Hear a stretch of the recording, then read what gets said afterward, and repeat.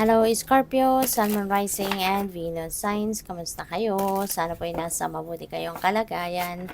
Welcome back po sa Star Tarot. At kung bago kayo rito, welcome din po kayo. Please subscribe, like, share my videos, and leave me a comment kung nakaresonate po kayo. Thank you. So, tingnan natin ano bang mga messages ninyo.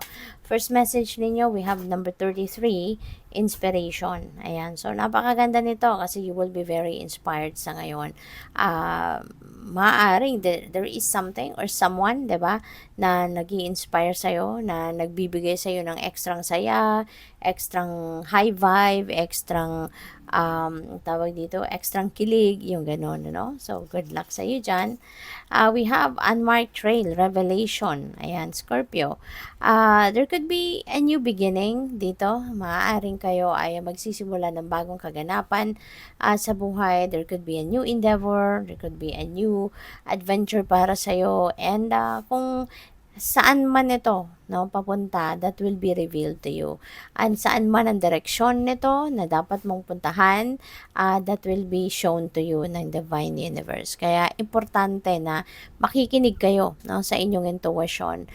Importante na magpe-pay attention kayo sa mga intuitive messages and nudges, mga signs, omens, synchronicities, mga ganon. Those are all guidance from the divine. Those are all messages para sa iyo to guide you kung nasaan ito or saan kayo dapat papunta or mapunta. Okay? So, we have stranger, curiosity. Ayan. So, ang iba sa inyo din, Scorpio, dito, maybe you are going to learn something new. No? Maybe you are curious about something. Maaring meron kayong bagong gagawin, maaring meron kayong gustong alamin, bagong gustong alamin, gustong matutunan, yung mga ganon. So, and you are going to be, maybe you are also going to be inspired, to pursue that kung ano man itong gusto mong madiskubre, gusto mong malaman, gusto mong matutunan, Kaya, feeling ko, you will be super interested, na gawin yan at hanggang sa ma-accomplish mo kung ano yung gusto mong ma-accomplish dyan. So, good luck po. So, what else? So, we have partnership. Ayan. So, meron ditong partnership, that could be a new love or romantic relationship na papasukin ng iba sa inyo, or po pwedeng business partnership, or po pwedeng you are going to work in a team. Maaring makikipag ka rito, makikipag-collaborate with someone. Po pwede rin na merong bagong friendly connection dito, baka magiging kaibigan, maaaring may mga ganon, okay? At ang maganda rito, you are going to be supportive of each other. You will be of help to each other. Sabi din dito, learn to grow with others, overcome obstacles by working together, touch each other's hearts while life lasts. Ayan. So, parang isang relationship ito na sisimulan ninyo, and this is going to bloom. This is going to blossom, diba? Kasi nga, makikita ninyo dito, na kahit anumang klaseng partnership ito, you will be very supportive of each other. Kaya yun ang pinakamaganda rito. So, what else? We have faith. Ayan, believe you are not alone. Spirit is right beside you. Ask for guidance and it will come. Ayan. So, maaari ng iba sa inyo talaga. Nandiyan dyan, hindi nawawala ang inyong pananampalataya. Ano man ang sitwasyon na pinagdadaanan ninyo, your faith is always there. Your faith is remain to be strong. Kaya kung sa tingin ninyo meron kayong mga sitwasyon, halimbawa meron kayong sitwasyon na napakahirap, 'di ba? Huwag kayong mag-alala, 'di ba? Just pray, just ask for guidance from the divine, at lagi siyang nandiyan para sa iyo. Lagi siyang nakasuporta sa iyo. Lagi siyang nagpapadala, ng tulong sa atin, whenever we need help, 'di ba? Nagpapadala siya ng tulong sa atin. Kaya sige lang, lakasan mo lang yung inyong pananampalataya. Always keep your hope and faith alive, at ano man ang inyong maging sitwasyon, the divine will always be there for you. So we also have nature. Sometimes all you need is to go outside. Okay?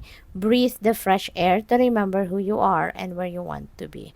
Okay? So, paminsan talaga, kailangan lang natin na huminga. Kailangan lang natin na mag-step back sa kung ano man ang pinagkakaabalahan natin, ano man yung pinagkaka-stressan natin. Sometimes, all we need is to step back from that. No? At lumabas na tayo ng bahay, 'di ba? Spend time with nature. And you know what? Even if, let's say, for example, wala kang access, no, sa nature, maaring lagi ka lang nasa bahay, you don't have that opportunity to go outdoors, diba, and spend time with nature, magagawa mo din ito kahit nasa loob ka ng bahay. Ang dami-dami na sa YouTube, no, ang mga music na merong yung mga videos ba, no, na nagpe-play ng mga relaxing music, yung mga ganon. So, yun, buksan ninyo yun, makinig lang kayo, no, sa lagaslas ng tubig, sa agos ng mga, ang tawag dito, ng mga bukal, 'di ba? Kung anong piniplay nila minsan, merong mga humuhuning ibon, yung mga ganon, along with the music. So, yun din, no? Pwede na ninyong gawin yun.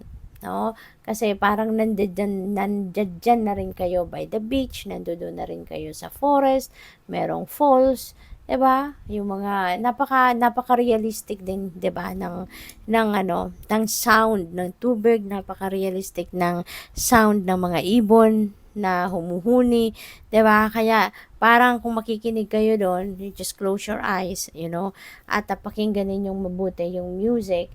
Parang nandoon na rin kayo sa forest, nandoon na rin kayo sa beach, nandoon na rin kayo sa malapit sa falls, yung gano'n, no? So, parang gano'n din, parang nakalabas na din kayo. Ang kaibahan lang, kasi yung ambience, syempre, iba. Tapos yung amoy, yung amoy ng mga dahon, amoy ng tubig, iba, 'di ba? Yun lang ang kulang diyan. But makakatulong na din yun kahit papaano, no?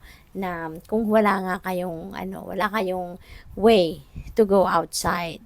So, yun, kasi, iba, pag, when you are surrounded with, when you are surrounded with nature, it's very healing, it's very therapeutic. Alam mo yun? Yung amoy lang, no, ng mga dahon, ang amoy ng mga puno, 'di ba? Nakakatulong din yun. Kaya, iba talaga, no, kapag nandoon ka. So, let's see kung ano pa ang mga messages para sa'yo.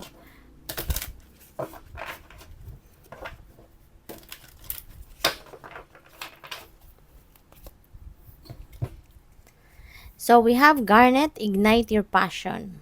Okay? So, since meron tayong inspiration card, so most likely, kung ano man ang passion ninyo, feeling ko that will definitely be ignited talaga. Kasi inspired ka sa ngayon, at maaaring isa yan, no? Na yung inspiration mo na yan, isa yan sa magpupush sa'yo para mag-reignite, no, yung inyong passion. Maaaring this is your passion sa music, this is your passion sa kung ano mang hobbies ninyo, ano man yung creative prowess ninyo, ano man yung artistry ninyo, maybe that is what is going to be highlighted at this time. Baka merong opportunity talaga na nandiyan dyan na magigising, no, or gigising ng iyong passion. So, go for it. Seize the moment, 'di ba? Kasi bibihira dumating ang mga ganitong pagkakataon. So, what else? We have pink opal. Be kind to yourself, Scorpio. Baka masyado naman kayong istrikto sa sarili ninyo. Baka napakataas ng standards ninyo para sa sarili ninyo. Sana, no, maging mabait ka sa sarili mo. Okay? Huwag mong stressin masyado yung sarili mo. Okay? Be kind to yourself. Kasi, ang mga bagay, when they are meant to happen, it will happen. 'Di ba? You don't need to pressure yourself. You don't need to be too harsh on yourself. Okay? So, what else? We have citrine. Ayan. So, parang ang citrine na to, saktong halos, 'di ba? Halos parehas sila. Yung citrine ko. So, yun. Sabi dito, bring in the light. Okay? Scorpio, bring in the light. Kasi, dati naman tayo, no? Dati naman tayong, may sarili tayong liwanag. We have our own light. But, maybe, no, ang iba lang sa inyo, kumbaga, nakakalimutan ninyo yon na you have your own light that you can use to shed on some areas of life ninyo na merong pinagdadaan ng darkness, na merong pinagdadaan ng problema or mga challenging situations, 'di ba? Kaya bring in the light, okay? Use your own light to find, 'di ba, solution sa kung ano man ang inyong mga problema, sa kung ano man ang mga other areas of life mo na nagkakaroon ka ng mga challenges. Okay? So good luck. Thank you for watching. Love and light. Namaste.